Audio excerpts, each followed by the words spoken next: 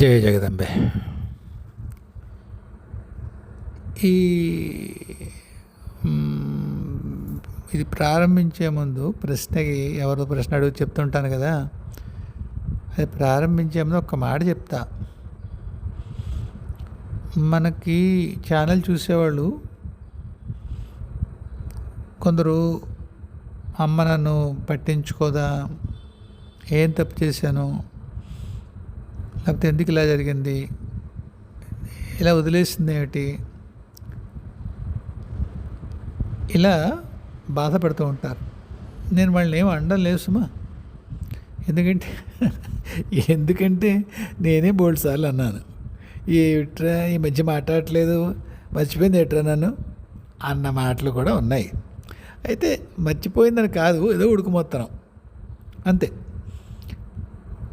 అది మీరు ఇక్కడ వాక్యంలో పెడుతున్నారు కాబట్టి మరింత కొట్టొచ్చినట్టుగా అనిపిస్తుంది. కాకపోతే మీ బాధ నేను కూడా అనుభవించిన వాడిని, అప్పుడప్పుడు అనుభవిస్తూ ఉంటాను కనుక ఒక సంఘటన చెప్తా. నిన్న చాలా కాలం తర్వాత ఎవరొక ఆత్మ వచ్చింది. శివరాత్రి తర్వాత కొంత తగ్గాయి. శివరాత్రి అంటే దగ్గరగా కొన్ని పదుల ఆత్మలు ఒక్కసారి వచ్చాయి. ఎందుకో ఏదో ఛానల్ ఓపెన్ చేస్తే ఎవరో వచ్చేసారు, దాన్ని సీల్ చేయకూడదన్నారు, మొత్తానికి అర్ధరాత్రి కూడా చేశారు, ఆగే అక్కడ. తర్వాత ఈ మధ్య కొంత తగ్గాయి. దేవతలు ఋషులు రావడం ఉంది కానీ ఆత్మలు దాదాపుగా తగ్గాయి. శివరాత్రి అంటే మాఘమాసం కదా, పాల్గొనం, చైత్రం, వైశాఖం, జ్యేష్టం, ఆషాఢం, అబ్బో 5-6 నెలలు అయిపోతుంది, తగ్గే బాగా. నిన్న ఎవరు వచ్చారని తెలుస్తోంది. ఆడావిడ కొంత గమనింపులో వచ్చింది. ఎవరో తెలిసిన వాళ్ళేమో. తెలిసిన వాళ్ళు అంటే 46 సంవత్సరాల క్రితం కలిశాను ఆ వ్యక్తిని నేను. అయితే అప్పుడు బాగా చనువు ఉన్న వ్యక్తి, బంధువు. మధ్యకాలంలో కలవలేదు. అయితే ఎందుకు బాగా తీవ్రమైన ఆయాసం, జనరల్గా ఆత్మలు వచ్చినప్పుడు అలా ఉంటుంది, కానీ ఈ సోలు వచ్చినప్పుడు మరీ భయంకరంగా ఉంది. సరే మేనలేడు చెప్పాను, రే నాన్న ఒకసారి అమ్మని కనుక్కోరా, అని ఏమైనా మాట్లాడాలా అక్కర్లేదా. నిన్నేదో మాట్లాడాడు, ఏమైందో తెలియదు, అమ్మ కూడా మాట్లాడింది. సరే ఏమంటారు దాన్ని, ఈవేళ మళ్ళీ మధ్యాహ్నం మళ్ళీ వచ్చు. సరిగ్గా నేను ఫోన్ చేసే ముందు వాడి ఫోన్ వచ్చింది. మోయ నేను మాట్లాడాను, నేను అవ్వలేదు అని చెప్తున్నాడు. ఒరే అమ్మాయి ఆవిడ నా వయస్సే, 3 వారాలు చిన్నది నాకంటే. సో 65.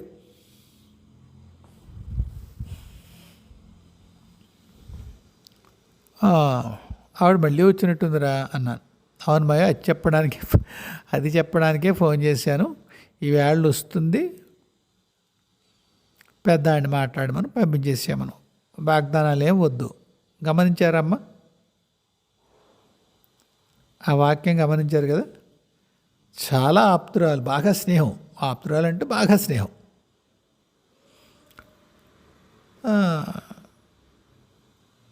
ఇద్దరికి హిందీ పాటలు ఇష్టం కాబట్టి హిందీ పాటలు నీ దగ్గర ఏమన్నాయి, నా దగ్గర ఏమన్నా చెప్పుకుంటూ, ముఖేష్ పాట ఉందా, యేసుదాస్ పాట ఉందా అనుకుంటూ ఉండేవాళ్ళం. ఆ పాటల మీద మాట్లాడుకుంటూ కబుర్లు చెప్పుకుంటూ ఉండేవాళ్ళు. సరే, ఇప్పుడు అమ్మ ఏం చెప్తుంది, కిందటి జన్మలో బాగా ధనవంతురాలుట ఆవిడ, ఈ జన్మలో మధ్యతరగతి, లేనివాళ్ళు కాదు, మధ్యతరగతి. బాగానే సెటిల్ అయ్యారు పిల్లలు, వాళ్ళు ఏం కష్టమో తెలియదు. సరే, పెద్ద ఆయన మాట్లాడమను, వాగ్దానాలు చేయొద్దు. అంత దగ్గరున్నా సరే మీరు అంటారు కదా, మీరు ఎందుకు మాట్లాడరు, మా కష్టం మీకు స్ఫురించట్లేదా అలా అంటారు. మన చేతిలో ఉండదమ్మా. మన సొంతంగా అయ్యో మన ఛానల్ చూస్తున్నారు, వీళ్ళ కష్టం ఎంత ఉంది, ఏదైనా చేద్దాం, అవదు, ఏమన్నా చేయాల్సి వస్తేనే చెప్తుంది, లేకపోతే ఇప్పుడే అక్కర్లేదులే అంటుంది. సరే, వాగ్దానాలు ఏం చేయొద్దండి. సాధారణంగా నాకు ఒక వెసులుబాటు ఇచ్చింది ఆవిడ. సంధ్యావందనం చేసుకుంటున్నప్పుడు, పూజ మధ్యలో, ఏదైనా కాలకృత్యాలు తీర్చుకోవాల్సి వచ్చినప్పుడు, భోజనం చేస్తున్నప్పుడు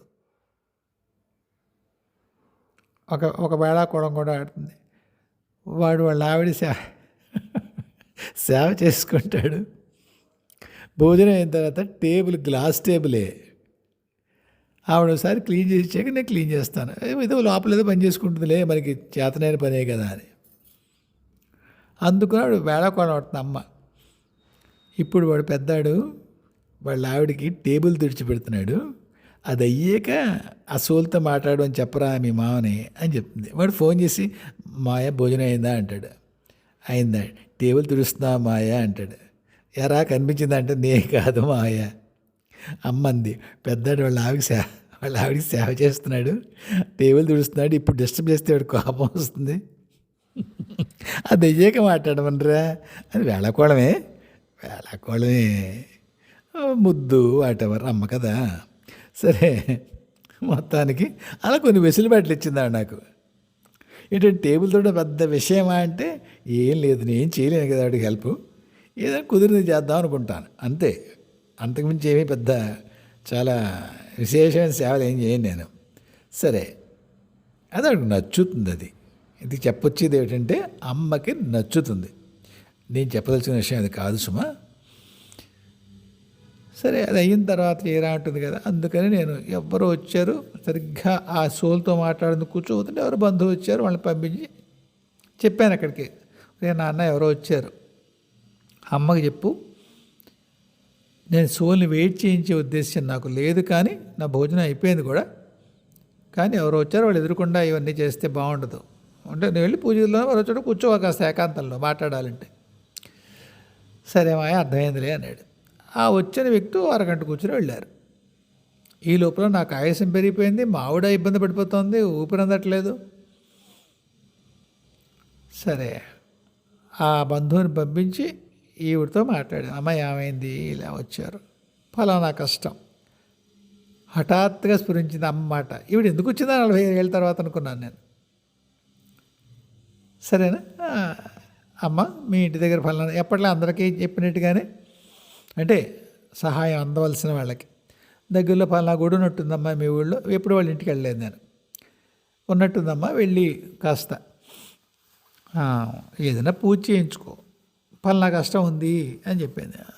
సరే అయితే వాగ్దానం నేను పల్లెలేవే నేను చూస్తాను టైప్లో ఏమీ అనలేదు నేను, వెళ్ళిపోయాను. విపరీతమైన ఆయుష అమ్మాయి కాదు, ఆవిడ వెళ్ళిపోయిన తర్వాత కూడా చాలా ఇబ్బంది పడ్డాను నేను.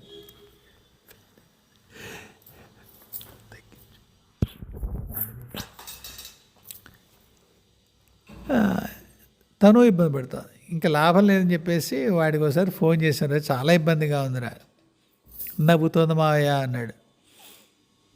రే ఎందుకు నవ్వుతుందిరా, మా పక్కన ఆయాసం వచ్చి చచ్చిపోతుంది, నవ్వడేట్రా అని. అంతసేపు ఉంచుకున్నాడు మాట్లాడి పంపించకుండా. ఆ మాత్రం ఇబ్బంది ఉండదు.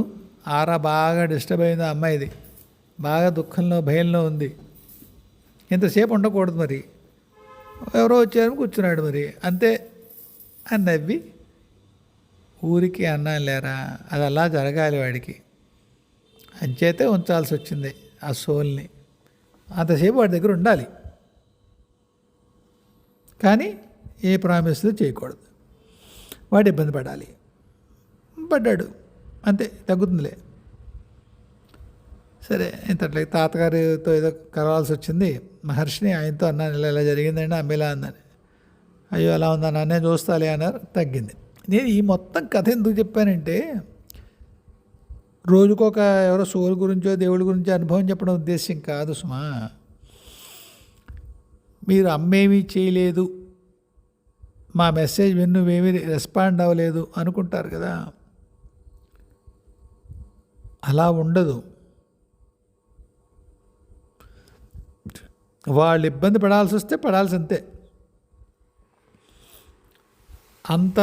అవతల వాళ్ళు నాకు అంత స్నేహితులు, చిన్న బాల్య స్నేహితులు అని తెలిసినా సరే, ఈ జన్మలో ఆమె మంచిదే, చెడ్డదే ఏం కాదు. కానీ పూర్వకర్మానుభవం పొందాలి. ఎటువంటి వాగ్దానం చేయనివ్వలేదుగా అమ్మ. అందువల్ల అర్థం చేసుకోండి, అమ్మ అలా జరగనిచ్చింది. మన విషయంలో కూడా ఏదైనా కష్టం వస్తే తీరడం లేదు అంటే అప్పుడు కాదనమాట, అంతే అర్థం చేసుకోండి. అలాగే స్త్రీ విద్యోపాసన నాకుందా? ఉంటే వస్తుంది. అమ్మనే అడగాలి. సహాయం చేస్తుంది. ఏమాత్రం అవకాశం ఉన్న వెసులుబాటు ఉంటే చేస్తుంది.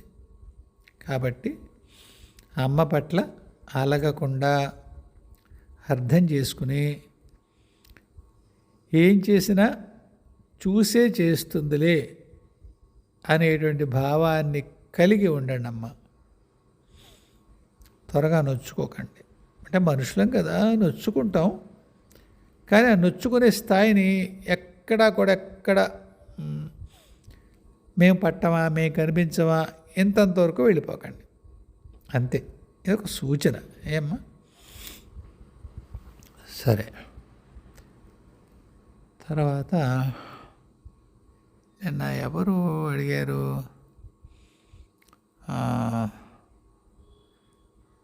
దక్షిణామూర్తి స్తోత్రంలో ఉండే మొదటి శ్లోకానికి భావం అడిగారు ఎవరో. ఒక్క క్షణం పేరు చూస్తానండి.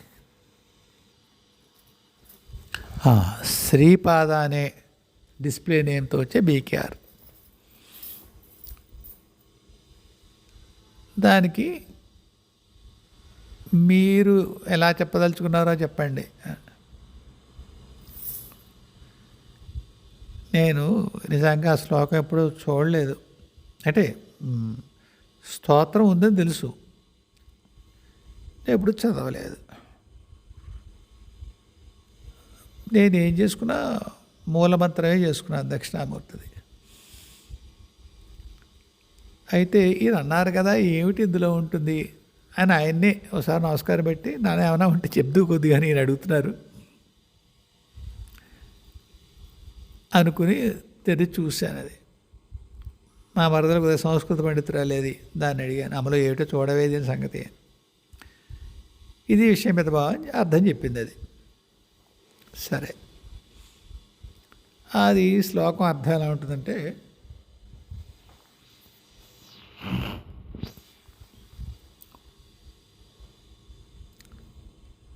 విశ్వం ఒక అద్దంలో నగరం యొక్క ప్రతిబింబంలా మనం చూస్తాం. నిజానికి అది మనలో ఉన్నదే, విడిగా లేదు. కళని వేరుగా అనుకుని తీరా మెలకు వచ్చిన తర్వాత అది కలే కదా, అది నాలోనే ఉంది అని గ్రహిస్తాం. అటువంటి జ్ఞానం ఇచ్చేటువంటి ఆ దక్షిణామూర్తికి, అంటే మొత్తం విశ్వం ఎక్కడో లేదు, మనలోనే ఉంది. ఏ విధంగా స్వప్నం మనమే లోపల మనలోనే చూసి విడిగా ఉందని అనుకుంటాము, మెలకు వచ్చిన తర్వాత, అంటే ఎరుక వచ్చిన తర్వాత, ఆత్మసాక్షాత్కారం అయిన తర్వాత మనలోనే అంతా ఉంది అని అనుకుంటాము. అటువంటి ఆత్మసాక్షాత్కారాన్ని ఇచ్చేటువంటి దక్షిణామూర్తికి నమస్కారం. ఇది కథ.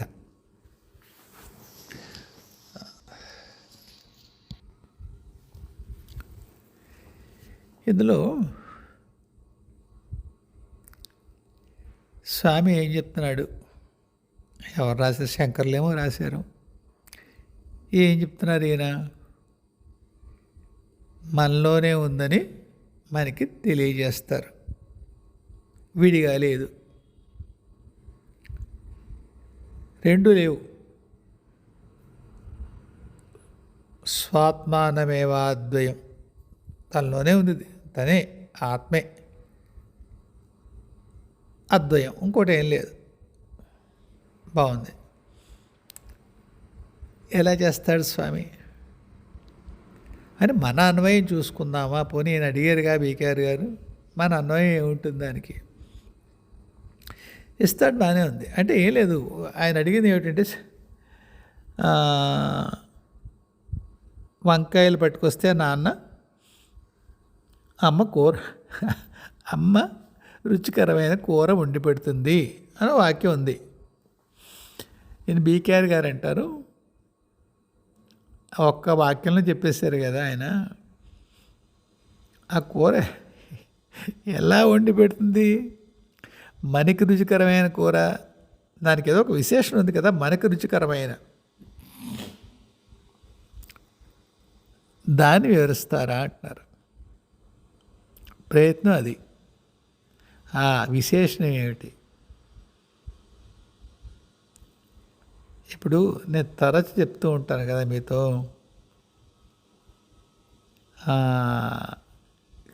కృష్ణుడు విశ్వరూప జగద్గురువు యొక్క భౌతిక శరీరము అంటాను కదా.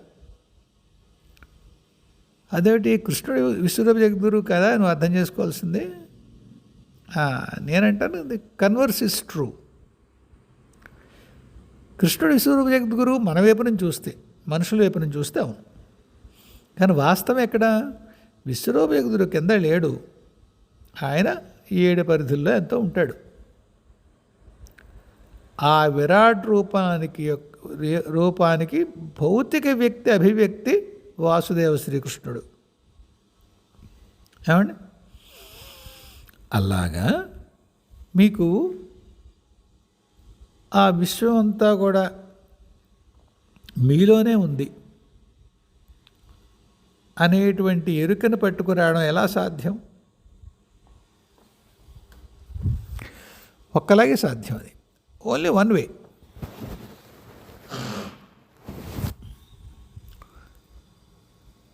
మీకు అనేక పరిధుల్లో ఉండేటువంటి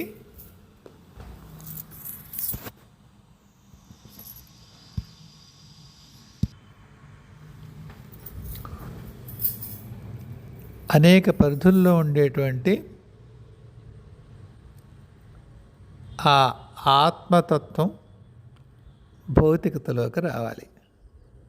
అదేమిట్రా నువ్వు కూడా అలాగే చెప్పాను ఆయన, మళ్ళీ అలాగే అర్థం కాకుండా చెప్పామేమి? కాదండి, అది కాదు. ఎప్పుడూ కూడా భౌతికతలోకి దిగినప్పుడే మనకు ఎరుక వచ్చింది అనుకుంటాం. ఏం దిగాలి? ఆ చైతన్యం యొక్క అఖండ స్ఫురణ భౌతిక శరీరంలోకి దిగాలి. అంటే ఏమిటి? నేను మోక్షం అంచెలించెలుగా వస్తుంది అంటాను కదా, నేనన్నా ఎట్లండి, మీతో నేటప్పుడు అంటాను మోక్షం అంచెలించెలుగా వస్తుంది. చాలామంది పెద్దవాళ్ళు 100 మంది అన్నారు, నేనే మొదటిసారి అంటలేదు. కాకపోతే మన ఛానల్లో నేను చెప్పేటప్పుడు ఆ మాట తరచు వాడుతూ ఉంటాను. అలా జనన మరణ చక్రం దాటేటువంటి స్థితి ఒక స్థాయి మోక్షం.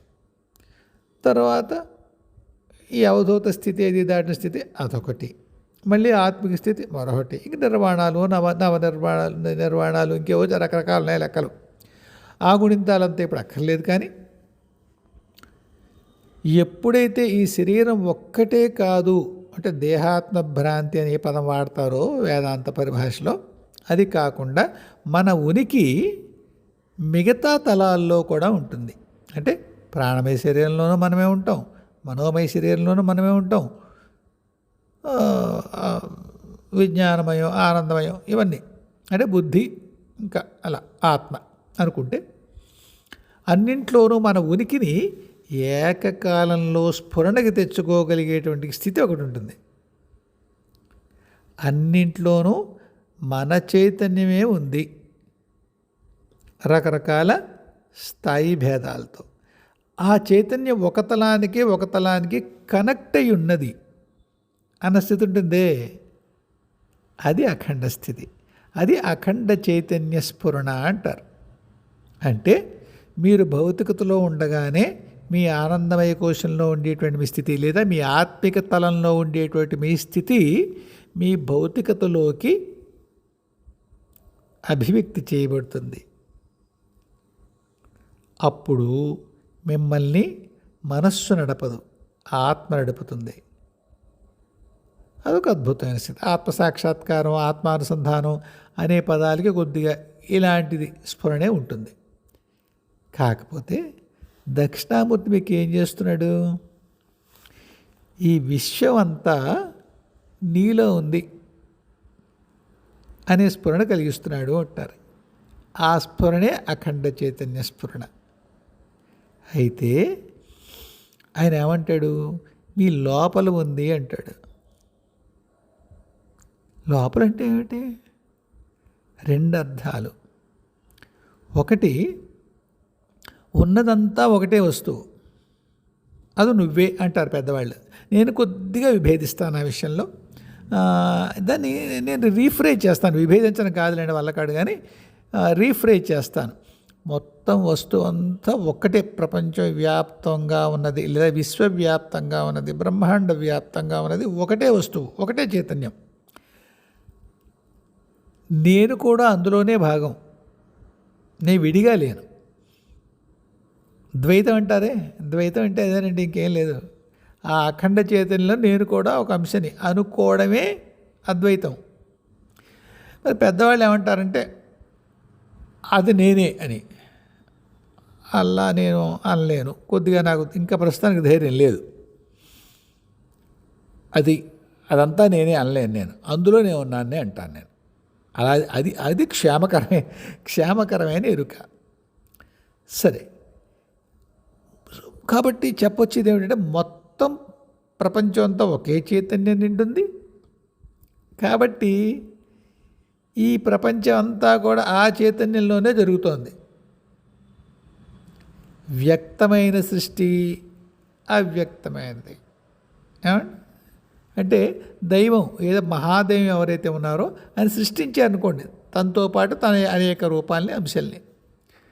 అవ్యక్తమైనటువంటి చైతన్యం కూడా ఒకటి ఉంటుందట. అంటే అది ఇంకా సృష్టిలోకి రాలేదు, తన్ని తాను సృష్టించుకోలేదు. పరమాత్మ కొంత భాగం ఉంచుకున్నాడు. కాబట్టి సృష్టి ఆయనకంటే చిన్నదేగా. అప్పుడు మహాచైతన్యంలోంచి కొంత భాగం సృష్టిలోకి పట్టుకొచ్చాడు ఆయన, మిగతా అంతా అక్కడే ఉంది.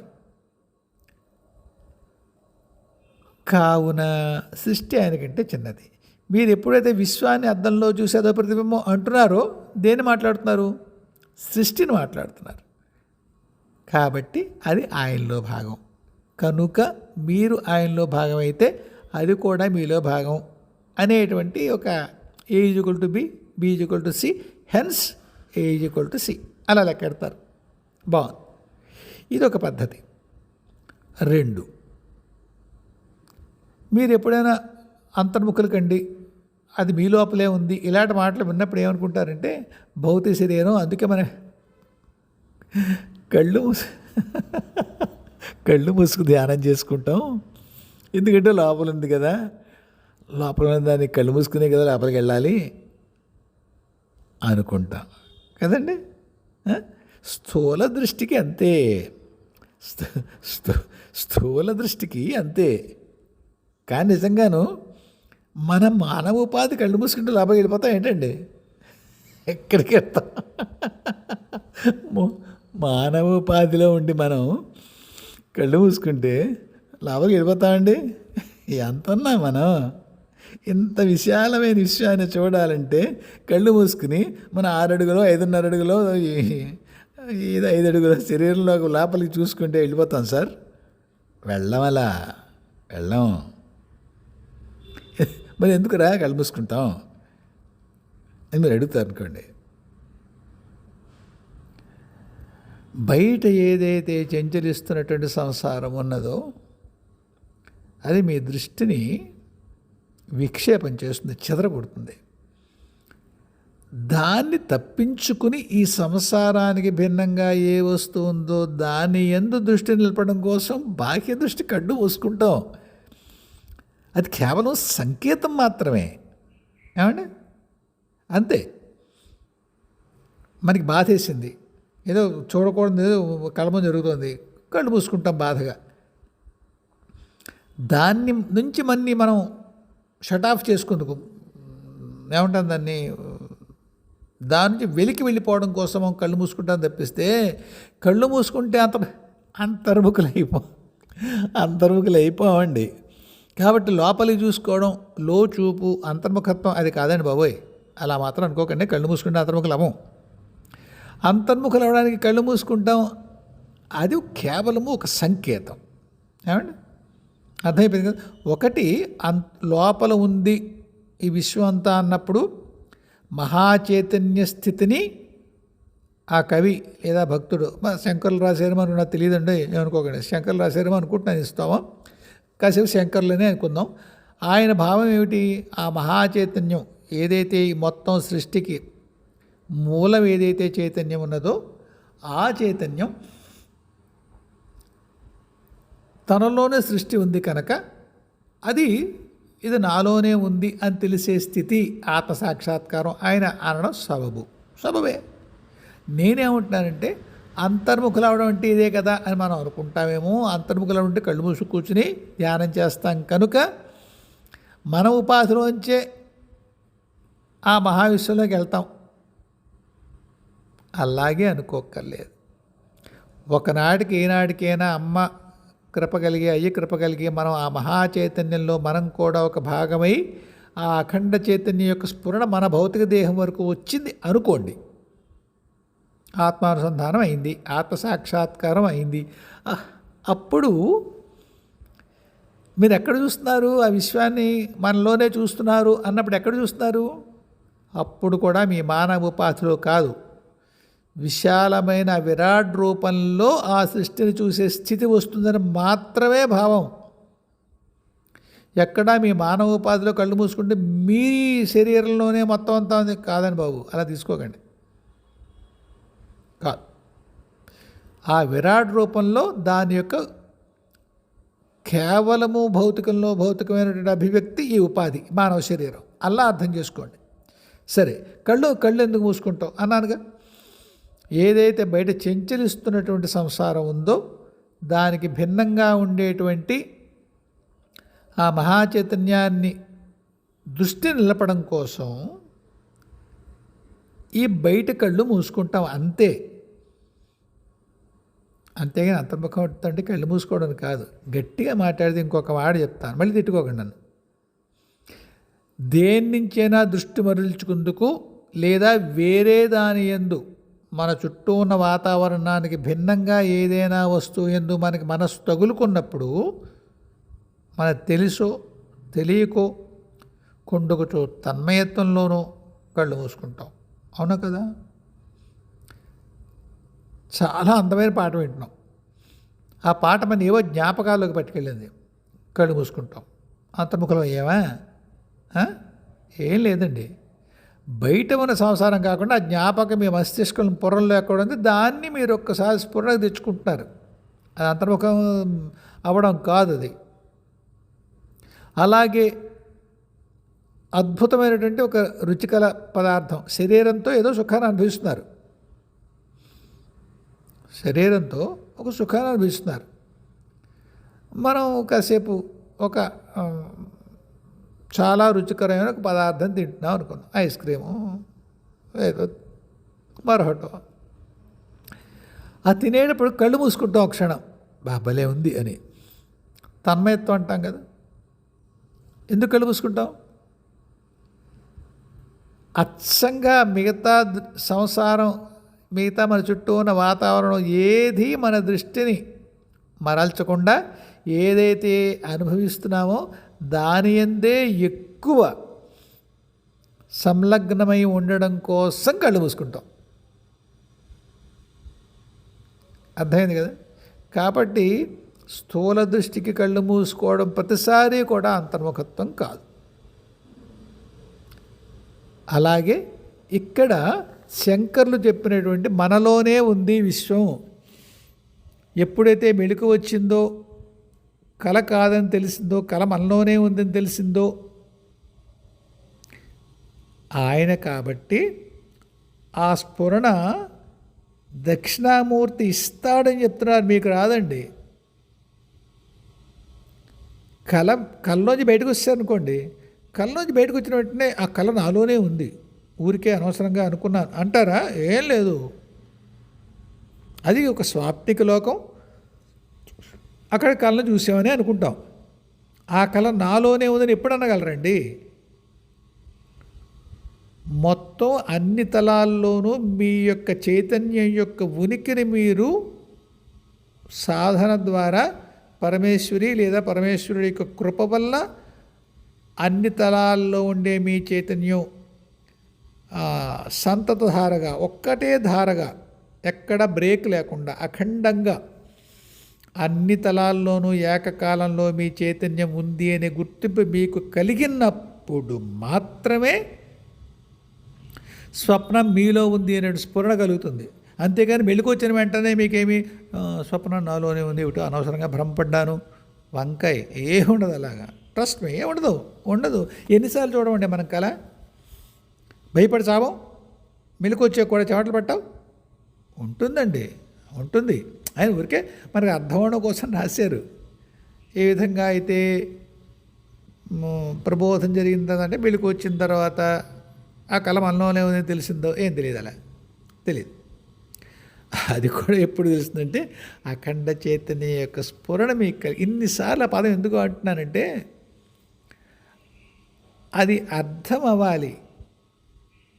చైతన్యం ఉంటుంది ఖాయమే, అది అఖండం అవ్వాలి. ఏమండి?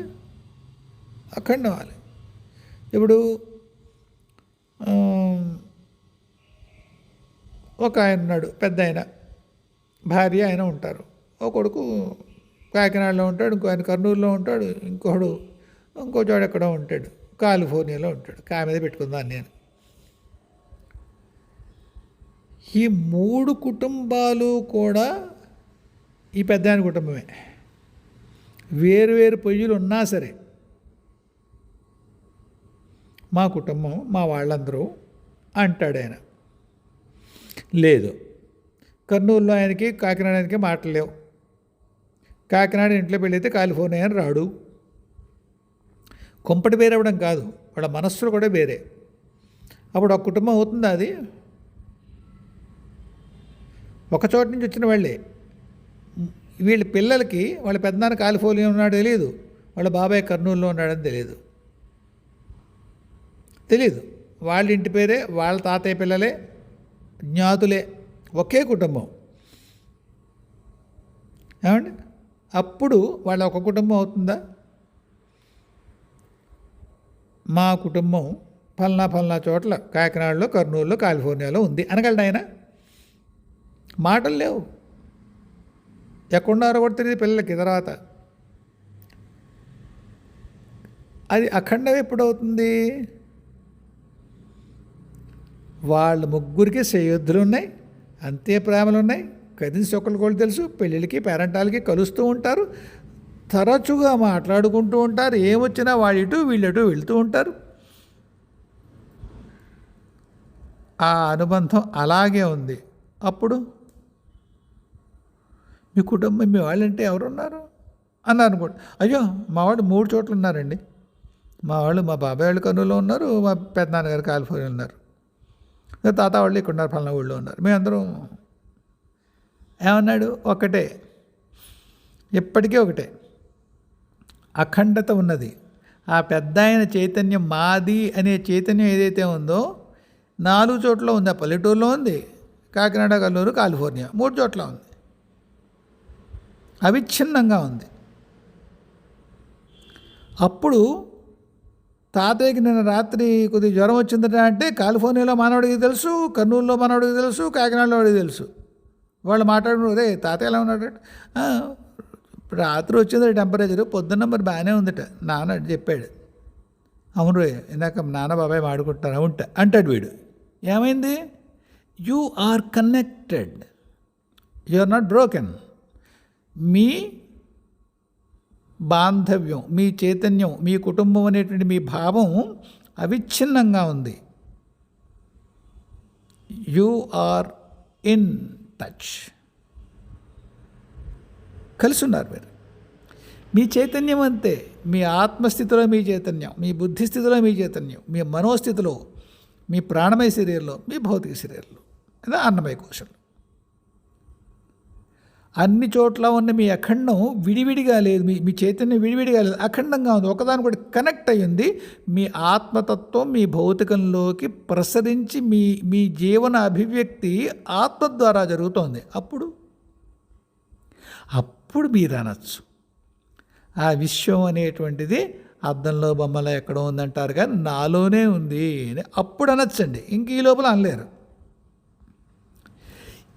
ఈయన అటువంటి అలా విశ్వం అద్దంలో ఉండేటువంటి నగరం అనేటువంటిది అది నాలోనే ఉంది, బయట లేదు, స్వాత్మానమేవాద్వితీయం, అద్వయం నాలోనే ఉంది, వేరే ద్వయం లేదు, ఏకత్వమే అనే స్థితి దక్షిణామూర్తి ఇస్తాడంటే ఏమిస్తాడు? ఇది ఇస్తాడు. దక్షిణామూర్తి మంత్రం చెప్పను కానీ ఆయన అడుగుతాం మనం, నాకు మేధస్సు ప్రజ్ఞ ఇవ్వు అని. మేధస్సు అంటే భౌతికమైన బుద్ధి, ప్రజ్ఞ అంటే ఇప్పుడు నేను చెప్పానుగా అది ప్రజ్ఞ. ఒక 2 అక్షరాలే చెప్పారు ఆయన, కొన్ని శ్లోకాల్లో చెప్పాడు పెద్ద ఆయన. ప్రజ్ఞని ఇవ్వు స్వామి అని దక్షిణామూర్తిని మనం అడుగుతాం. ఆ ప్రజ్ఞ ఏమిటి? ఇదే భౌతికత నుంచి ఆత్మికత వరకు ఉండేటువంటి సర్వతలాల్లోనూ ఉండేటువంటి ప్రజ్ఞ అవిచ్ఛిన్న తైలధారగా అంటారు వాళ్ళు. అంటే ఎక్కడ తెగనే నూనె ధారలాగా, నూనె ధార అయితే మీకు అలా కనిపిస్తుంది, అందుకు అలా అంటారు. కాబట్టి ఆ అఖండత్వం ఏదైతే చైతన్యానికి ఉందో కనెక్ట్ అయినప్పుడు ఆ స్థితిని దక్షిణామూర్తి ఇస్తాడు. అటువంటి స్థితిని ఇవ్వగలిగిన దక్షిణామూర్తికి నమస్కారం. అది కాబట్టి నా లోపల ఉన్నది విశ్వం అనేటువంటి స్థితి స్వామి ఇస్తాడు అంటే అంత పెద్ద అర్థం ఉంది. విశ్వం కంటే పెద్దదైనటువంటి విరాట్ రూపం ఏదైతే ఉందో, ఏ మహాచైతన్యం ఉందో అందులో మీరు భాగమవుతారని, అందువల్ల విశ్వం మీలోనే ఉంది అనే భావం మీకు కలుగుతుందని స్వామి శంకరులు చెప్తారు. ఎప్పుడు? దక్షిణామూర్తి కృప వల్ల మీ వేరు వేరు తలాల్లో ఉండే మీ చైతన్యం మధ్య ఒక అఖండత ఏర్పడినప్పుడు అదే ఆత్మానుసంధానం, ఆత్మసాక్షాత్కారం. చెప్పగలిగానే అనుకుంటున్నాను. ఏమండి?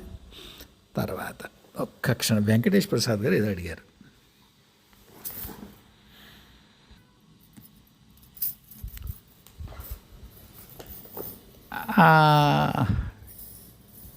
వెంకటేశ్వర స్వామి తత్వం గురించి చెప్తారా అన్నారు ఆయన. ఒకటి, వెంకటేశ్వర తత్వం అలా చెప్పగలిగేలా ఉంటుందా ఏమో, అలా చెప్పలేదేమో. కాకపోతే ఆయన గురించి తెలిసిన మాటలు మాట్లాడుకుందాం. మనకేం తెలుసు అది మాట్లాడుకోవచ్చుగా. ఒక్కటి ఉందండి,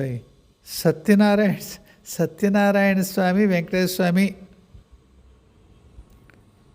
వేరు వేరు పార్శ్వాలు ఆ చైతన్యానివి. వాళ్ళ పని వేరు, స్వభావం వేరు. ఎక్కడైతే రూపాలు ఉంటాయో, చైతన్యానికి రూపాలు ఉంటాయిగా అంటారు, ఆత్మిక తలం వరకు రూపాలు ఉంటాయి, పైన రూపాలు ఉండవు అంటారు. సరే, రూపకమైన స్థితిలో మన రూపాలు వేరు. వెంకటేశ్వర స్వామి ఏమో, అయ్యా ఇది నేను చూసిన సుమా, ఆయన అలాగే ఉంటాడని చెప్పి ఇంకొక మహాత్ముడు ఎవరు, వాడు అలా చెప్తాడు, వాడు వెలుగులోకి ప్రయాణంగాడు, అలా ఉంటాడు స్వామి, ఇలా ఉంటాడు అన్నారు అనుకోండి, వారి పాదాలు నమస్కారం. వారు అలా చూశారు. ఏమండి? నేను ఎలా చూసానో చెప్తాను. చెప్పాను ఇదివరకు. 25-30 ఏళ్ళు కుర్రాడు ఉంటాడు, ఒకలాంటి నీలం రంగు ఉంటాడు, మంచి అందంగా ఉంటాడు, జుట్టు భలే ఉంటుంది, గాలి కల ఎగురుతూ ఉంటుంది, బంగారు రంగు అదేమిటి ఉత్తరీ వేసుకుంటాడు. అదేదో పద్యం ఉంటుంది, భీష్మ సినిమాలో ఉంటుంది. వాడిని సినిమాకి వెళ్తాడరా అనుకోకండి. మా రాజుగారు కూడా నవ్వుకుంటుంటాడు బెంగళూరులో ఉండి, ఈయన రామారావు గురించి ఒకసారి అనుకోకుండా ఉండలేడు ఈయన అని. మా అన్నయ్య సినిమా ఉంటుంది భీష్మ, అందులో ఒక పద్యం ఉంటుంది, కుప్పించి ఎగసిన కొండలంబుల కాంతి, చాలా బాగుంటుంది. ఆ పద్యంలో ఆ బంగారు ఉత్తరీయం కిందకి జారడం గురించి రాస్తాడు. బంగారు పటలం ఏదో నేల జార ఏదో అంటాడు. అలా బంగారు ఉత్తరీయం వేసుకుంటాడు వెంకటేశ్వర స్వామి. అన్నప్పుడు వేసుకుంటాడా ఏమో, నేను చూసిన 2-3 సార్లు వేసుకున్నాడు. ఆయన ఒకలాంటి నీలం, చాలా అందంగా ఉంటుంది నీలం, బాగుంటాడు బుజ్జిగాడు, చాలా బాగుంటాడు. అయితే సత్యనారాయణ స్వామి నీలంగా ఉంటాడండి, ఒకలాంటి గ్రీనిష్ కలర్లో ఉంటాడు. అండ్ వెల్ బిల్ట్, భలే ఉంటాడు, మ్యాన్లీగా ఉంటాడు, మంచి మ్యాకో మ్యాన్ అంటారు కదా, మ్యాచో మ్యాన్, అలా ఉంటాడు ఆయన. ఆయన ఆ రూపంలో ఒక్కసారే కలిశాను నేను. ఏదో పని మీద రమ్మన్నాడు, వెళ్ళాను. భలే ఉన్నాడు, అంటే బాగా ఎత్తున్నాడు. అంటే మనం ఎలా చూడాలి, మన స్కేల్లో వాడు ఏ 30 అడుగులో 40 అడుగులో 100 అడుగులో ఏముంటారో ఉంటారనుకోండి. మనం చూసినప్పుడు మన మనుషుల స్థాయికి దాన్ని వాళ్ళని అండర్స్టాండ్ అంటే వాళ్ళని కొద్దిగా మన స్కేల్కి తగ్గించుకుంటే అప్పుడు కూడా 7 అడుగులు ఉంటాడు ఆయన. వెల్ బిల్ట్, భలే ఉంటాయి. అంటే శివాజీనగర్ ఫిజిక్ పనికిరాదు, ఎందుకంటే అతను శివాజీనగర్ ఫిగర్ ఏమో ఒకలాగా ఉంటుంది, అంటే కండలు ఉంటాయి కానీ అందం ఉండదు. సత్యనారాయణ స్వామి చూస్తే అలా చూడాలనిపిస్తుంది. బాగుంటాడు మనిషి, చాలా అయ్యో మనిషి కాదు రూపం, ఆయన ఉపాధి చాలా బాగుంటుంది. ఎందుకే వెళ్ళాను. ఆ వేళ రమాదేవి అక్కడ లేదు. పని అయిపోయిన తర్వాత నేను బయలుదేరుతాను అని చూస్తున్నాను. అమ్మ కోసం చూస్తాయంట్రా అన్నాడు. వచ్చాను కదా ఇక్కడికి, కలిసిపోతే బాగుంటుందయ్యా అన్నాను. ఎక్కడో ఉందేమోరా అంటుంటే వచ్చింది ఆవిడ. బయలుదేరుతాను నాన్న అని. వాడు నీకోసమే చూశాడు అన్నాడు ఆయన. అప్పుడు మాట ఇప్పుడు గోలంతా చూసారా, ఈ మన కిందకి పనికొచ్చి ఈ చుట్టరికం సంబంధాలు ఉంటాయి కదా, ఆ డైలాగులు కిందకు వస్తాయి. అప్పుడు ఆవిడ నా చేతులు పెట్టుకుని ఏం మాట్లాడిందో గుర్తులేదు, ఆయన నవ్వుతూ వింటున్నాడు. నా చేతులు పెట్టుకుని ఏదో చెప్తోంది, అదిరా ఇదిరా విషయం అని చెప్తోంది ఆవిడ. అంతవరకు ఎక్కడికి వెళ్ళింది, ఎక్కడికో పని మీద ఎక్కడికో వెళ్ళానురా, నువ్వు వెళ్తున్నావా అంది. అవునమ్మా నీకోసం చూసా అన్నాను. అక్కడే ఆ కారిడార్ లాంటి దాంట్లో చూసి కాసేపు నుంచుని మాట్లాడుకున్నాం. ఆయన పక్కన నుంచుని నవ్వుతూ ఏమీ కలగ చేసుకోలేదు. ఏం మాట్లాడింది. సరేనే అమ్మా ఉంటానన్నాను. సరేరా అబ్బాయి అన్నాడు. బయలుదేరచ్చు. ఏం చెప్తున్నాను మీకు నేను, కిందకి రాదు. కానీ చెప్పొచ్చేది ఏంటంటే ఆయన వేరే మండలంలో ఉంటాడు. ఆయన. అది మనం అచ్చంగా అలా అంటే శేషతల్పం అలా లేదు, ఎందుకో ఉంది. ఆయన కూర్చున్న సింహాసనం మీద నాగులు ఉన్నాయి కానీ పడగబట్టి అది శేషతల్పంలో నాకు అనిపించలేదు. అట్లీస్ట్ నేను చూసినప్పుడు అనిపించలేదు. అండ్ నారాయణుడు మహావిష్ణువు విడిగా ఉంటారంటారు. ఆయన ఎవరైనా అడిగారు కదా వాళ్ళ లక్షణాలు వాళ్ళ డ్యూటీస్ చెప్తామని, చెప్పలేను బాబు అనుకున్నాను, ఊరుకున్నాను. చెప్పొచ్చేది ఏంటంటే ఈయన వేరే కథ, వేరే నక్షత్ర మండలంలో ఉంటాడని చెప్పి నాకు ఎవరు చెప్పారు, జ్వాలాకులు చెప్పారు ఒకసారి నాకు. ఒకసారి మా గురువుగారు ఏదో చదివిస్తుంటే ఆయన వచ్చాడని చెప్పాను, నాకు అర్థం కాక విసుక్కున్నాను. ఏదో రాసి పడేస్తాడు వెళ్ళి అర్థం అవ్వదని. ఆ వేళ చెప్పాడు ఆయన. చెప్పినప్పుడు ఆ నక్షత్ర మండలాలు చూపిస్తూ ఈ నక్షత్ర మండలం పేరు ఫలానా, దీని అధిష్టాన దేవత ఫలానా అని ఒక విచిత్రమైన పేరు చెప్పాడు ఆయన. చెప్పి నేను చూస్తున్నాను జ్వాలాకులకేసి. ఆయన నువ్వు సత్యనారాయణ స్వామి అంటావుగా మీ దగ్గరే, అది ఇదే అన్నాడు ఆయన. ఓహో ఇవన్నీ సృష్టికి బ్యాలెన్సింగ్ పాయింట్లు రా అన్నాడు ఆయన జ్వాలాకులు గారు. సరే దానికే చెప్పొచ్చేదంటే ఆయన వేరే కథ. విష్ణుతత్వం అయినా సరే, విష్ణువు నారాయణుడు ఒకటి కాదు, వేరే వేరే పనులు అంటారు. వాళ్ళ ప్లేసులు కూడా వేరే అంటారు, అంటే ఉండే స్థలాలు కూడా వేరే అంటారు.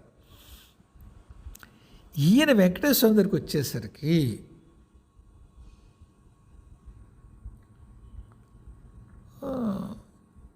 తప్పకుండా ఒకానొక రహస్యం ఆయన షేర్ చేసుకున్నాడు నాతో. అది నేను ఇక్కడ చెప్పగలిగేది కాదు. జనరల్గా మస్తిష్కంలోకి రాదంటూ ఉంటాను కదా, ఆ పాయింట్ మాత్రం వచ్చింది. ఒరే పలానా బాధ్యత తీసుకోవాలరా నువ్వు అన్నాడు 1-2 సార్లు. అదేదో పని అయ్యాక కదా తండ్రి, అదేదో ఆ పని ఉంది కదా అన్నాను. అవునులే, త్వరగా చూసి అది అన్నాడు. అలా సరే బాగుంది. ఇంతకీ ఆయన ఎందుకు వచ్చాడు భూమి మీదకి? మనందరికీ కూడా అతి ఎక్కువ ఇష్టమైన విషయం మన పట్టి ఉంచేది ఏది? డబ్బు. 2 ఇదొక మనం ఆడుకున్నాం. మనం ఒకటి డబ్బు గురించి చేస్తాం మొత్తం ఘోరాలన్నీ. 2 శారీరక సుఖం కోసం చేస్తాం. రాజ్యాలు పోయాయి. రామాయణం అదే గోల, భారతం అదే గోల. ఎక్కడైనా కేంద్ర బిందువు అదే, శరీర సుఖం. దానికోసం జరుగుతాయి మొత్తం ఘోరాలు, నేరాలు, యుద్ధాలు, కొంత తపస్సులు. అదేంటరా తపస్సులు? మరి బోల్డ్ మంది చేయలేదు. విష్ణుమూర్తే కావాలి, శివుడే కావాలి, పేరు తపస్సులు ఆడవాళ్ళు చేస్తారు, మగాళ్ళు చేయరు. అమ్మవారైనా భార్య కావాలని వాడు చేస్తాడా? గాడిద కొడుకు ఎవ్వడు చేయడు. మగాళ్ళు బుద్ధిమంతులు కదా. అవును, ఈ విషయంలో బుద్ధిమంతులే. సరే, ఈ ఒకటి మనం శరీర సుఖం అనుకున్నాం, అది కాసేపు పక్కన పెడదాం. రెండోది అంతగా మనకి కట్టేది ఏది? ఆస్తి, డబ్బు. అందుకే ఏది వదలాలంటారు దేవుని దగ్గరికి వెళ్ళాలంటే? త్యాగం. ఏది నేను కట్టి పడేస్తుందో దాన్ని వదలగలగాలి. అందుకేగా అన్నీ పరిత్యజించి అప్పుడు దేవుని దగ్గరికి వెళ్తారండి. ఆ పరిత్యాగంలో ఒకటి శరీర సుఖం ఉంటుంది, మన్ని బంధించి ఉంటుంది సంసారానికి. రెండోది డబ్బు, ధనం. దాన్ని ఆయన తీసుకుంటాడు. మన్ని వాటి నుంచి ఇష్టంగా వదులుకునేలా చేస్తాడు. ఏడుస్తూ వదిలేమనుకోండి, వదలనట్టే అవుతుంది. అయితే ఏడుస్తూ వదిలినా కానీ వదిలినట్టుగా తీసుకుంటారు, మన మీద ప్రేమతో తీసుకుంటారు. నేను చెప్పానే, వయస్సులో ఉన్నప్పుడు అధశ్యయనం చేసి బ్రహ్మచర్య వ్రతం పూని జపం చేసుకుంటాం అనుకోండి, అర్ధమండలం, మండలం, మరొకటో లాగదు. పక్క హాల్లో పడుకుంటే పక్క గదిలో భార్య ఉంటే చాప మీద పడుకోబుద్ధి వేస్తుందా? దీనమ్మ ఎందుకు వచ్చింది చెప్పాలరా బాబు. ఇప్పుడు కార్తీక మాసంలో చల్లగా ఉంటుంది, అదే నేల మీద పడుకోవడం ఏంటి, అనవసరంగా దీక్ష పెట్టుకున్నాం అనిపించదు? పెళ్ళానికి వాడికి పడకపోతే ఏమో తప్ప, అయిష్టం ఉంటేమో తప్ప, ఏ విరోధ పడుకుంటే నేల మీద. అంత బాధపడుతూ అయిష్టంగా చేసినా సరే అధశ్యయన వ్రతం, బ్రహ్మచర్య వ్రతం, దాన్ని పరమేశ్వరి మెచ్చుకుంటుంది. ఎందుకు? అంత ఇష్టానికి వ్యతిరేకంగా ఉన్న శరీరం నాకు ఆ సుఖం కావాలని గొడవ పెడుతున్నా అమ్మయందు ప్రేమ కలిగి, అమ్మ మన ప్రాధాన్యతలో మొదటి ప్రాధాన్యతగా చేసుకున్న కారణం చేత మనకు ఉత్థానాన్ని ఇస్తుంది బంగారు తల్లి కదా. అలాగే డబ్బైనా సరే ఏడుస్తూ ఇచ్చినాక ఇచ్చినట్టే, కానీ దాన్ని నవ్వుతూ ఇవ్వగలిగాం. నవ్వుతూ అంటే ఇష్టంగా ఇవ్వగలిగాం. అమ్మ కోసం కనుక ఈ సుఖాన్ని ఇష్టంగా వదులుకున్నాం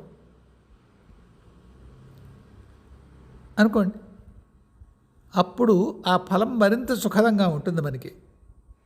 వెంకటేశ్వర స్వామి చేసేది ఏమిటి అంటే, మన్ని ఇష్టంగా ధనాన్ని వదులుకునేలా చేస్తాడు. అదెలా? ఆపద మొక్కులు పెట్టినప్పుడు మనం ఎలా పెట్టుకుంటాం మొక్కులు? తండ్రి నిలువుదోబడి ఇస్తాం, ఈ కష్టం పోతే చాలు, ఆ కష్టం పోయిన తర్వాత నిలువు దోపిడిచ్చాడు ఏడుస్తూ ఇస్తారా ఎవరన్నా? నాకు తెలిసి ఎవరు అట్లీస్ట్ ఏడుకొండల వెంకటేశ్వర స్వామి ఎవరు ఏడుస్తూ ఇవ్వరు. నాయన బాగా చేసేవయ్యా బాబు, ఎంత ఆపద కాపాడేవు తండ్రోయ్ అని వేస్తారు. అది ఈ జన్మలో అలా చేసి మళ్ళీ సంసారంలో తగులుకున్నట్టుగా ఉన్నా అలా ఇష్టంగా ఇవ్వగలిగినటువంటి భక్తుడిలో ఒక మార్పుకి స్వామి బీజం వేస్తాడు.